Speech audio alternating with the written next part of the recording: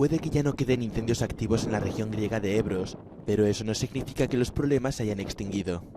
Con el 48% de la superficie de Alejandrópolis devastada por las llamas, los ciudadanos y las autoridades tienen que hacer frente a las consecuencias económicas que ha dejado el mayor incendio de la Unión Europea desde que se tienen registros. Σιγά σιγά συγκεντρώνουμε από τις καταγραφές τις πληγές μας τόσο σε κτηριακές υποδομές, όσο σε επαγγελματικούς χώρους, όσο και σε επιχειρηματικές δραστηριότητες.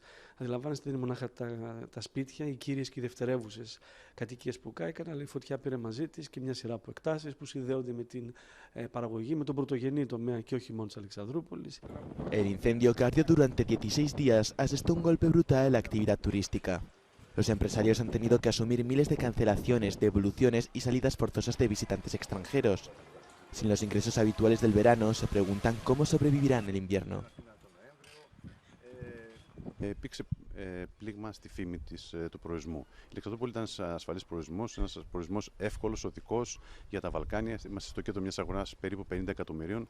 Καταλαβαίνετε ότι αυτό το πρόβλημα που δημιουργήθηκε, αυτή η κατάσταση, ίσως θα κρατήσει και χρόνια μέχρι ο πελάτης να νιώσει ήρεμος, να νιώσει σίγουρος ότι θα έρθει και θα βρει αυτά για τα οποία ήταν στην Αλεξανδρούπολη. Για το πράσινο, για τον Εύρο, για τις θάλασσες, για την ασφαλειά της.